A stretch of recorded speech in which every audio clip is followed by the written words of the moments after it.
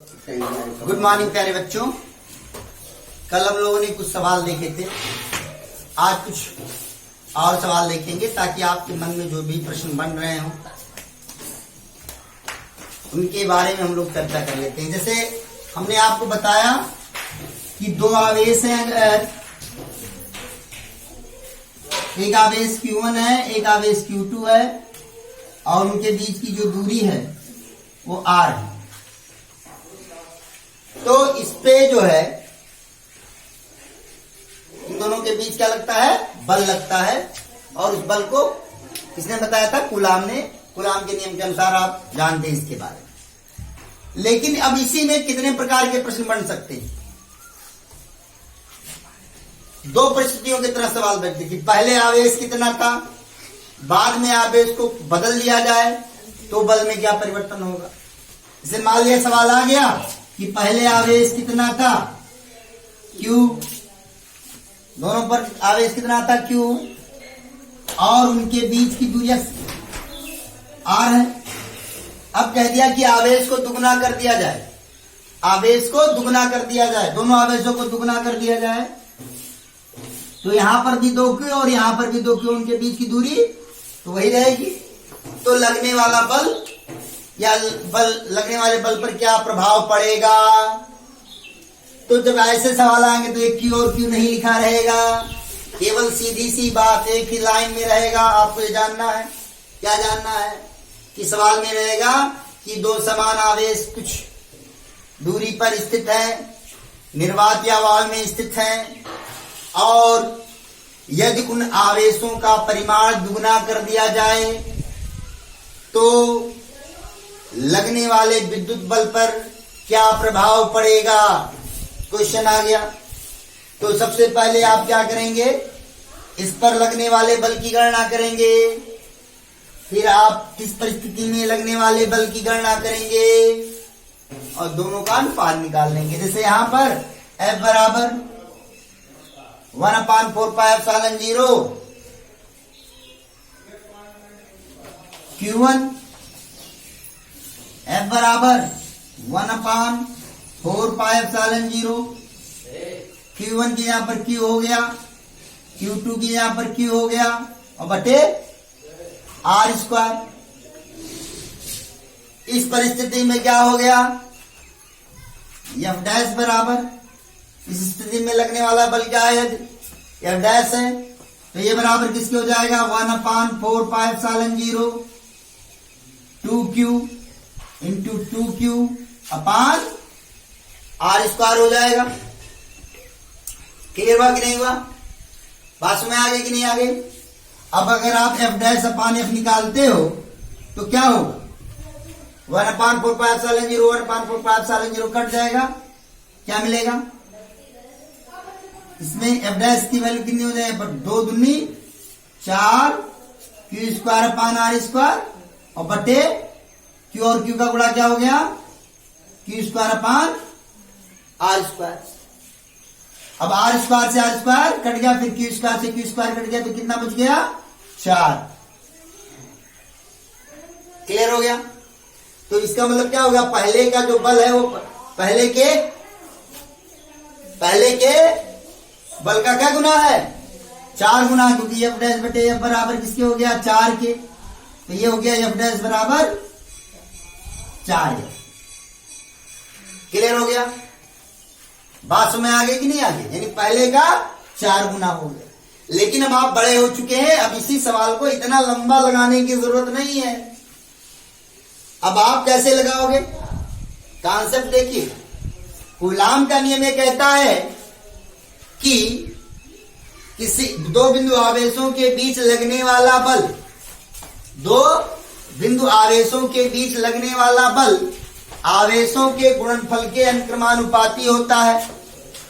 Concept clear. जब हमने लिखवाया था तुमने क्या लिखवाया था कि F अनुक्रमानुपाती Q1 Q2 लिखवाया था, नहीं लिखवाया।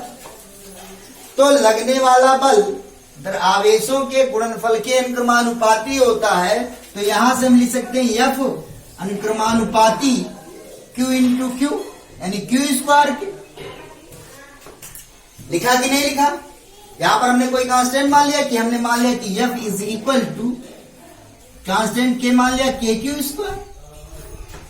अब इसी बात को हम यहां पर जब लागू करेंगे तो इसका मतलब क्या हो गया, इसका मतलब क्या हो गया कि F dash is equal to K into 2Q into 2Q। तो ये बराबर किसके हो गया 4KQ स्क्वायर, और KQ स्क्वायर बराबर किसके है F के, तो 4F हो गया, अर्थात बात का बल 4 गुना हो गया।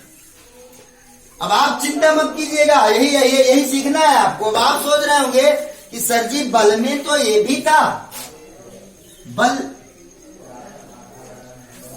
जो था वो दूरी के वर्ग के व्युत्क्रमानुपाती होता है। जी हाँ, एकदम सही है बेटे, लेकिन हमने इसका इस्तेमाल क्यों नहीं किया, पूछे क्यों नहीं किया, क्यों नहीं किया? क्योंकि यहां पर दूरी में कोई अंतर नहीं है, दूरी नियत है मेरे लाल, दूरी नियत है, इसलिए दूरी से इस बल पर कोई प्रभाव नहीं पड़ेगा, चाहे ये स्थिति हो चाहे इस स्थिति हो, दोनों स्थितियों में दूरी समान है, इसलिए दूरी के कारण दोनों स्थितियों में लगने वाले बल पर कोई प्रभाव नहीं पड़ेगा। कॉन्सेप्ट क्लियर हुआ कि नहीं हुआ?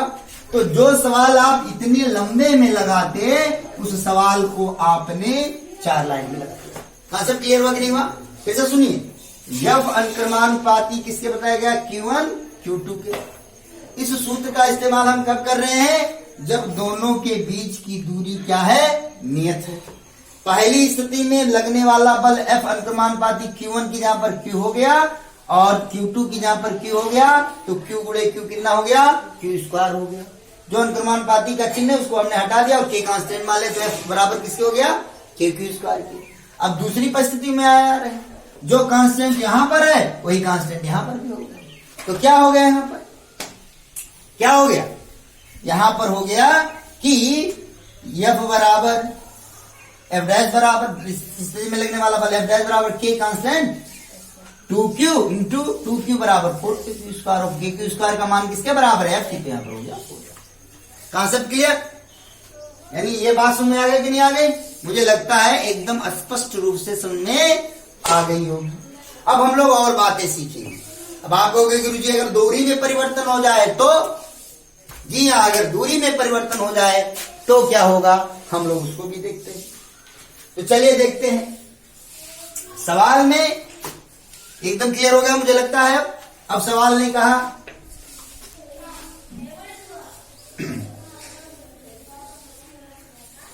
अब देखिए, सवाल में कह दिया कि दो समान आवेश एक दूरी से कुछ दूरी पर स्थित है।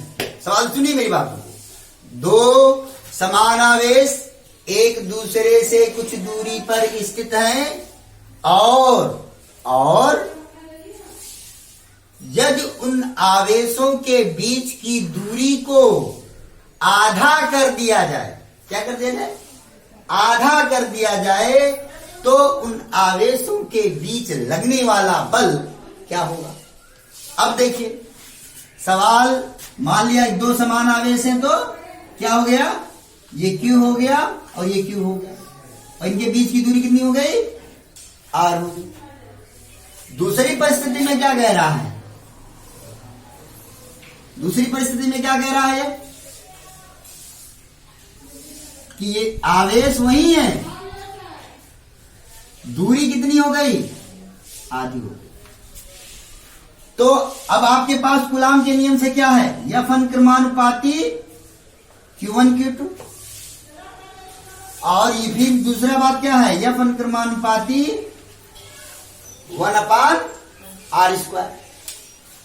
अनुक्रमानुपाती बोलना 1/r², अगर व्युत्क्रमानुपाती बोल दूंगा तो क्या बोलूंगा, F व्युत्क्रमानुपाती r², लेकिन मैं क्या बोल रहा हूं, F अनुक्रमानुपाती 1/r²।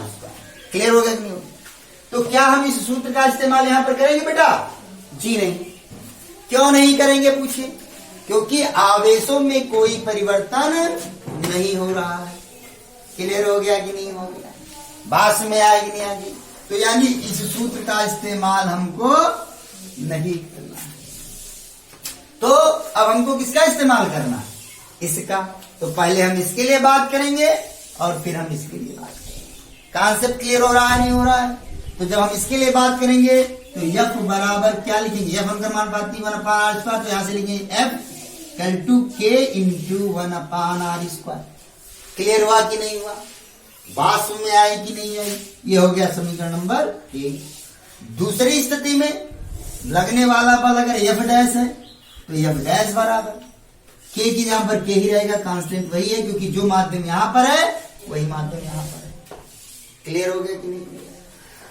अब 1/r², r की यहां पर कितना रखेंगे? r/2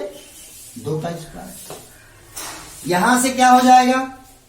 K हो जाएगा इंटू 1/r²/4। 4 कहां चला जाएगा? ऊपर। तो क्या मिलेगा यहां से? 4 × K × 1/r²।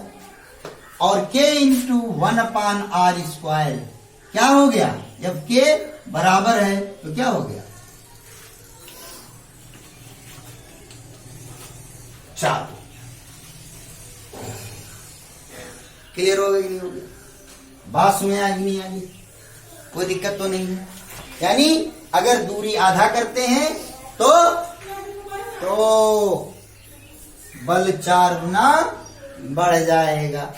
क्लियर हो गया बेटा? चलो और एक सरल तरीके से, मान लिया इतना और छोटा हम सीखना चाहें और बेहतर जानना चाहें तो क्या करें? चलिए उस सवाल को भी देखते हैं और इस सवाल को। अभी इसके पहले हमने सवाल बताया कि यहां पर Q है, यहां भी Q है, और दूरी इनके बीच की कितनी थी? R। और यहां पर Q है, 2Q हो गया था, और यहां पर 2Q हो गया था, और दूरी कितनी थी? R। आपको सीधे उत्तर लिख देना, ऑब्जेक्टिव में आ गया। चलिए इतना भी नहीं करना चाहते हैं, दूरी नियत है, कोई दिक्कत नहीं। आवेश का गुणनफल देखिए, Q का गुणा Q², और यहां पर 2Q का गुणा 4Q²। क्या गुना है? 4 गुना बल 4 गुना। कॉन्सेप्ट क्लियर हो गया कि नहीं? कॉन्सेप्ट क्लियर हुआ कि नहीं हुआ? बात में नहीं है? कोई दिक्कत तो नहीं है? अब मान लीजिए कि कह दे एक बल आधा कर दिया गया, एक आवेश आधा कर दिया गया, और दूसरे बल आवेश को दुगना कर दिया जाए, तो क्या स्थिति होगी? देखिए Q का गुणा Q², और इसका गुणा फिर Q², अर्थात बल में कोई परिवर्तन नहीं। मुझे लगता है क्लियर हो गया होगा। बात में आगे नहीं आगे? तो आप किसी सवाल को कितने तरीके से लगा सकते हो। अब जैसे ये सवाल है, अब ये सवाल है, अभी इसको हमने इस तरीके से। एक और तरीका है कि पहले आप F बराबर 1/4πε0 Q1 Q2/r² पहली स्थिति में लगाइए, फिर F बराबर 1/4πε0 Q1 Q2/r² दूसरी स्थिति में लगाइए, फिर दोनों को भाग दीजिए, उत्तर मिल जाएगा। तो 2 तरीका सीख लिया आपने। अब तीसरा तरीका देखिए, आइए देखते हैं। मैं तेज तो नहीं पढ़ा रहा हूं, मुझे लगता है कि आराम होगा, बहुत धीरे, कोई समस्या नहीं होगी आपको। अब आगे बढ़ते हैं हम लोग। तो चलिए देखिए, यहां पर अगर आप देखें तो पहली स्थिति में क्या है? Q और दूरी कितनी है? R। दूसरी परिस्थिति में क्या है? Q और दूरी कितनी है? R/2। F अंतर्मानुपाती किसके होता है? 1/r²। है यहां पर? तो यहां पर R की जगह पर कितना है? 1/r²। और यहां पर R की जगह पर कितना है? 1/r/2²। तो यहां से 1 कितना हो जाएगा? R²/4 हो गया कि नहीं हो गया? तो 4 कहां चला जाएगा? ऊपर। तो ये बराबर हो जाएगा 4 × 1/r²। तो यहां पर 1/r² और यहां पर 4 × 1/r², यानी 4 गुना हो गया कि नहीं? क्लियर हुआ कि नहीं हुआ? इसमें मुझे लगता है समझ में आ गया होगा। देखिए यहां पर कितना आया? 1/r²। आर स्क्वायर, और यहां पर दूरी के लिए क्या हो गया 1/r/2 का स्क्वायर, यानी 4 कहां चला गया ऊपर, तो 4 गुणे 1/r स्क्वायर, यानी इससे भी आप शॉर्ट फॉर्म में कर सकते हैं, कोई दिक्कत तो नहीं है, मुझे लगता है कोई दिक्कत नहीं होगी। अब तो समझ में आ गया कि नहीं आ गया, नहीं समझ में आया, आइए बढ़े हम लोग, कोई दिक्कत तो नहीं है। तो यानी आपने कॉन्सेप्ट क्या देखा, अब इतनी बात समझ में आ गई। एक सवाल हम लोग लेते हैं फिर से और समझते हैं, ताकि एकदम स्पष्ट हो जाए, क्लियर हो जाए, कोई दिक्कत ना रहे।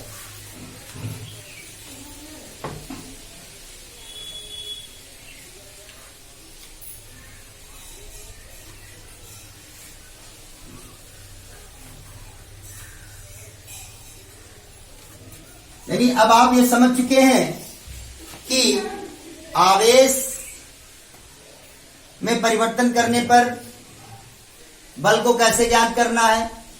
अगर आवेश में परिवर्तन करना करके बल ज्ञात करना है तो कौन सा सूत्र लगाएंगे, F अनुक्रमानुपाती Q1Q। यदि ये इस सूत्र का इस्तेमाल कब करेंगे, जब आवेश बदल रहा हो, दूरी नियत हो। अगर आवेश नियत हो, दूरी बदल रहा है, तो इस सूत्र का इस्तेमाल करेंगे। क्लियर हो रहा है कि नहीं हो रहा है। और अगर दोनों बदल रहा है तो आप इसका सूत्र का इस्तेमाल करोगे, तो आपको पता ही है F अनुक्रमानुपाती Q1Q2/r²। बात समझ में है कि नहीं है। केवल आवेश बदल रहा है तो आप सवालों को इस सूत्र के आधार पर सवाल को लगाएंगे। केवल दूरी बदल रही है, इस सूत्र के आधार पर सवाल लगाएंगे। दोनों बदल रहा है, इस सूत्र के आधार पर आप सवाल लगाएंगे। कॉन्सेप्ट क्लियर हुआ कि नहीं हुआ, मुझे लगता है एकदम समझ में आ गया होगा, कोई दिक्कत नहीं हुई। तेज तो नहीं मेरी स्पीड, समझ में आ रहा है। मुझे लगता है अगर कोई समस्या होगी, अगर थोड़ा स्पीड तेज हो गई होगी तो बताइएगा, हम थोड़ा कंफ्यूजन होगा तो पूछ लीजिएगा। आगे बढ़े हम लोग, समझ में आ गया है। चलिए अब देखिए, फिर से देखिए।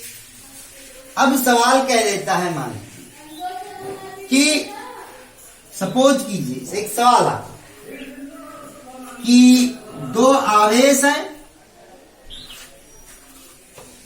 और वो निर्वात में स्थित है। सवाल, मेरी बात को धुरी सुनेगा, इसमें कुछ नहीं दिया बस। दो आवेश हैं, निर्वात में कुछ दूरी पर रखे हुए हैं। यदि उनके बीच एक माध्यम रख दिया जाए जिसका परावैद्युतांक, सवाल की बात कर रहा हूं, जिसका परावैद्युतांक 3 हो, तो K बराबर कितना हो गया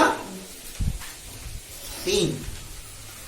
तो लगने वाले बल पर क्या प्रभाव पड़ेगा। अब जैसे ही ये सवाल आएगा, सवाल मेरी बात को फिर से सुनिए। मैं क्या बोला कि दो आवेश है, पता नहीं अभी तक जो सवाल ले रहे थे उसमें हमने समान आवेश लिए। दो आवेश है, पता नहीं कितने हैं, कितनी दूरी पर रखे हैं ये भी पता नहीं है। एक बात पता है, वो बात क्या पता है, वो बात ये पता है कि उनके बीच निर्वात या वायु। तो आवेश नहीं पता है, तो पहले आवेश को हम क्या मानेंगे Q1, दूसरे आवेश को हम क्या मानेंगे Q2, और उनके बीच की दूरी को क्या मानेंगे R, और लगने वाला बल निकाल लेंगे। तो सूत्र लगाएंगे F बराबर 1/4πε0 Q1 Q2/R। अब दूसरी परिस्थिति में क्या हो रहा है, इनके बीच यहां से लेकर यहां तक, ध्यान दीजिए, यहां से लेकर यहां तक एक माध्यम रख दिया गया है जिसका परावैद्युतांक 3 है, ये माना जा रहा है। तो आप फिर से सूत्र लगाएंगे। तो F डैश बराबर आपको क्या सूत्र बताया गया है 1/4πε0 K × Q1 Q2 अपान R स्क्वायर। K का मान कितना दिया हुआ है 3, तो K का मान 3 रख करके F डैश अपान F निकाल लेंगे। तो 1/4 कट जाएगा। Q1 अपान Q2 अपान R स्क्वायर से Q1 Q2 अपान R स्क्वायर कट जाएगा। यहां पर क्या बचेगा 1/K बचेगा, बचेगा नहीं बचेगा। और K का मान कितना दिया हुआ 3, तो F डैश बटे F बराबर कितना हो गया 1/3। ये बटे में तरह क्या हो गया गुणे में, F डैश बराबर F/3। ये बात समझ में आएगी नहीं? देखो 1/4 0 से 1 इससे ये कट गया, Q1 से Q1, Q2 से Q2, R स्क्वायर से R स्क्वायर। ऊपर कौन लिखा हुआ है F डैश, तो F डैश में क्या बचा 1/K बच गया। तो क्या हो गया 1/3 हो गया। अब ये बटे में इधर क्या हो गया गुणे में, तो F डैश बराबर हो गया F/3।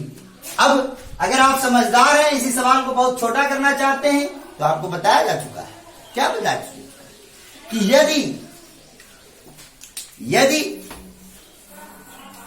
दो आवेशों के बीच कोई प्रावैद्युतांक कोई माध्यम रखा जाता है जिसका प्रावैद्युतांक K हो, तो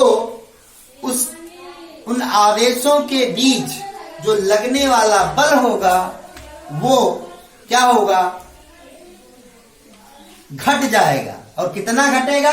जो लगने वाला बल होगा वो पहले लगने वाले बल का 1/K भाग होगा। तो पहले लगने वाला बल कितना था F, प्रावैद्युतांक कितना है 3, तो F/3। क्लियर हो गया बेटा कि नहीं हो गया? यानी आपको इतने की जरूरत नहीं है, आप इससे F डैश बराबर F/K से भी आप लगने वाला बल प्राप्त कर सकते हो। सवाल में अब आता है कि इस सूत्र का इस्तेमाल आपको कब करना है? इस सूत्र का इस्तेमाल तब करना है जब सवाल में दिया रहे कि पहले निर्वात या वायु था, बाद में बहुत ध्यान सुनिएगा, बाद में क्या हुआ उसमें एक माध्यम रख दिया गया और उसका परावैद्युतांक कितना है K है, तो लगने वाला बल क्या होगा F डैश बराबर F/K होगा। क्लियर होगा कि नहीं हो गया? बात समझ में आई कि नहीं आगे बेटे? कोई दिक्कत तो नहीं है? अभी बहुत बातें सीखनी है, आपके मन में जितनी भी शंकाएं हैं कोशिश करूंगा कि दूर हो जाए। कोई दिक्कत तो नहीं है?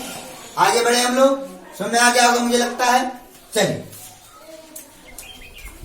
अब देखा आपने कितना सब चित्र बनाइए और सारी बातें कीजिए, उससे बेहतर है कॉन्सेप्ट आप जानते हैं फट से लगा दिए F डैश बराबर F/K। कहां से आया ये देखिए, भाग देने पर क्या आया 1/K आया, पक्षांतर करेंगे यहां से क्या मिला है, यहां से F डैश बराबर किसके मिल गया है F/K के।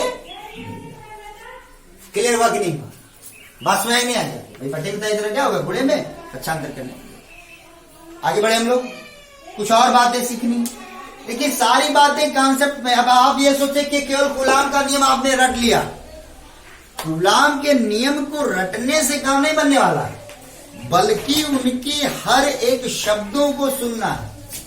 आपको ये जानना है कि आवेशों के गुणनफल के अनुक्रमान। अब आपने रट लिया आवेशों के गुणनफल के अनुक्रमान पर, तो इससे सवाल नहीं आने वाला। अब कॉन्सेप्ट बदल गया है, तरीके बदल गए हैं, सवाल बदल गए हैं। अब आप रट करके जाओगे तो कोई भी सवाल नहीं लगा पाओगे। आपको हर ऐसा होगा तो क्या हो सकता है, वैसा होगा तो क्या हो सकता है, ये होगा तो क्या हो, उन सारी बातों पर आपको चर्चा करनी, उन सारी बातों को सीखना समझना, कॉन्सेप्ट पर सोचना। जितना चिंतन करेंगे उतने प्रकार के सवाल बनेंगे। इसीलिए फिजिक्स केवल कॉन्सेप्ट पर डिपेंड करता है। अगर आप सोचेंगे नहीं, समझेंगे नहीं, तो सवाल नहीं लगा पाएंगे। आपको जाना कहाँ है, कैसे क्या करना है, उन सारी बातों पर चर्चा करें। अब आइए हम लोग देखते हैं कि सवाल आ गया। मान लीजिए सवाल आ गया कि बताइए कि आइए बड़े हम लोग, एक सवाल आ गया। देखिए बड़ा छोटा सा सवाल है, लेकिन मुझे लगता है कि बहुत से लोग फंस जाएंगे। एक छोटा सवाल मैं ले रहा हूं, छोटा सा, कि दो आवेश हैं,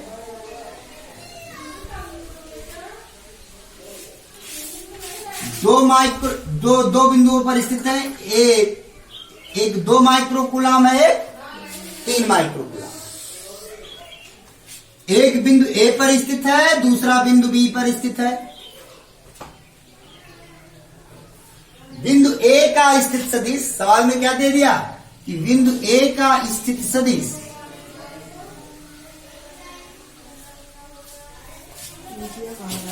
बिंदु ए का स्थित सदिश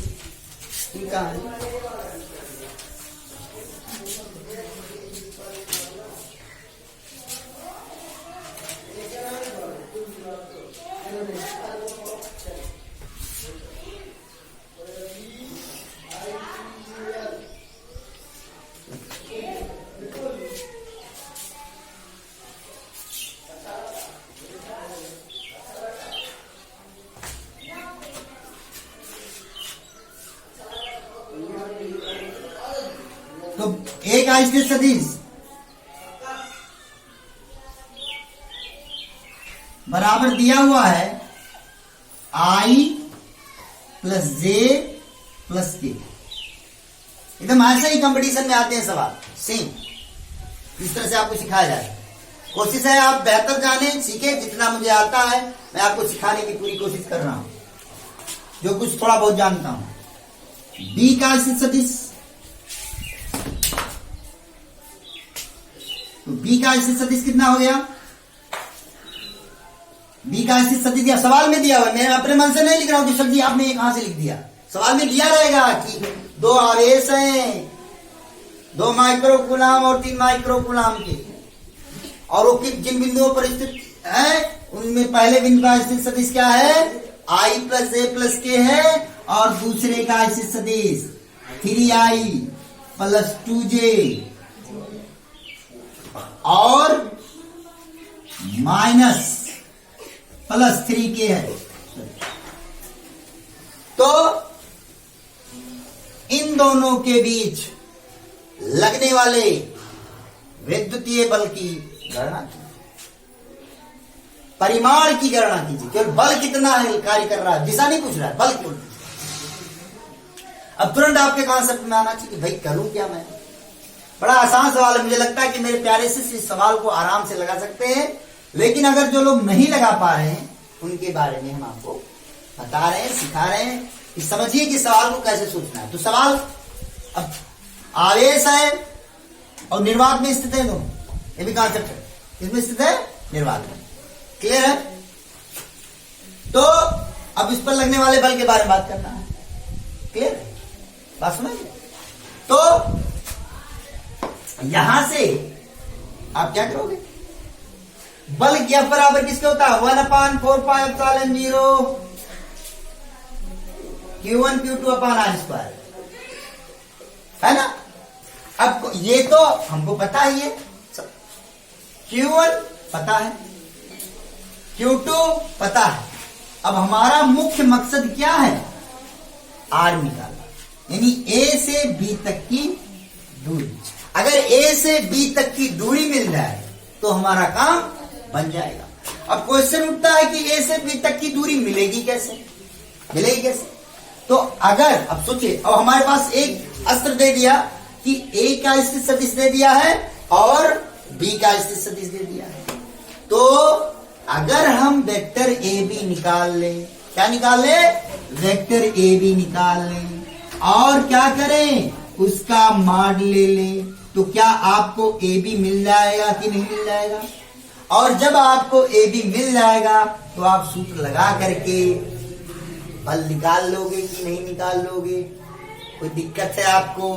तो सबसे पहले आपको हमने पिछले वर्ष बताया था, सिखाया था कि अगर हमको AB निकालना है तो B का स्थित सदिश माइनस A का स्थित सदिश का सूत्र आप लगाएंगे, बताया जा चुका है। तो वेक्टर AB बराबर B का स्थित सदिश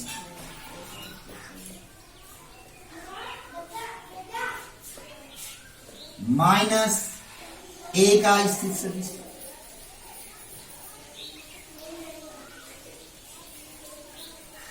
तो B का स्थित सदिश कितना है? 3I plus 2J plus 3 minus एक आश्रित सदिश कितना है, आई प्लस जे प्लस के, ये बराबर हो जाएगा 3i plus 2j plus 3k minus i minus j minus k. हल करेंगे तो 3i में से i कितना हो जाएगा, 2i प्लस जे प्लस 2k।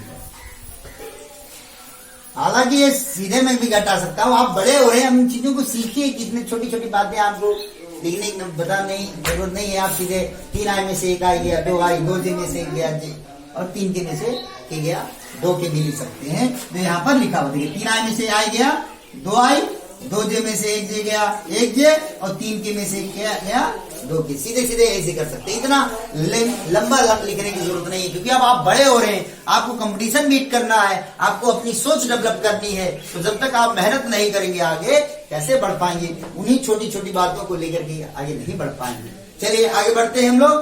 तो यहां से हम लोग लिखेंगे वेक्टर ए बी मिल गया हमको, तो माड ए बी निकालेंगे। तो माड ए बी बराबर क्या बताया आपको, आई के गुणांक का वर्ग, आई का गुणांक कितना है 2 का वर्ग, जे के गुणांक का वर्ग, जे कितना 1 का वर्ग, के गुणांक का वर्ग कितना है 2, के का गुणांक कितना है 2 का वर्ग, कितना आएगा हल करेंगे। अब इतना लिख दे रहा हूं, बहुत बर्दाश्त हो गया। 2 का वर्ग 4, 1 के 5, 4 9 का वर्गमूल कितना हो गया 3 हो गया, अर्थात ए से बी की बीच की दूरी कितनी हो गई 3 मीटर हो गई कि नहीं हो गई। अब आपको ये मिल गया है, ये मिल गया है, ये मिल गया है, ये मिल गया है। क्या मैं आपको ये सवाल बताऊं, मुझे नहीं लगता है कि मुझे आपको ये सवाल बताना पड़ेगा, आप इस तरह के सवाल लगा लेंगे, कोई दिक्कत तो नहीं है। इस तरह के सवाल अब मुझे लगता है आपको समझ में आ गए होंगे। अब ध्यान देने वाली बात क्या है आपको, कि कल हमने अध्यारोपण के सिद्धांत बताए थे, उस पे कॉन्सेप्ट, उससे संबंधित सवाल बताए थे, उससे संबंधित सवाल लगाइएगा। 2 बल लीजिए, 3 बल लीजिए, फिर उनका परिणाम ही निकालिए, सवाल लगाइए। और सबसे इंपॉर्टेंट बात यह है कि उन सवालों को आपको लगाना इसलिए जरूरी है क्योंकि यदि आपने विद्युत जो है बल संबंधित सवाल लगा लिए तो अगला जो टॉपिक है विद्युत क्षेत्र, उसका समझिए पूरा का पूरा सवाल आपने लगा लिया, क्योंकि सारे कॉन्सेप्ट उसके बल पर ही आधारित हैं। इसलिए जितनी भी बातें जिससे जैसे मैंने यहाँ पर रिलेट किया है वैसे ही वहां पर भी होंगी। अगर कोई समस्या होगी तो कृपया हमें बताएं। धन्यवाद।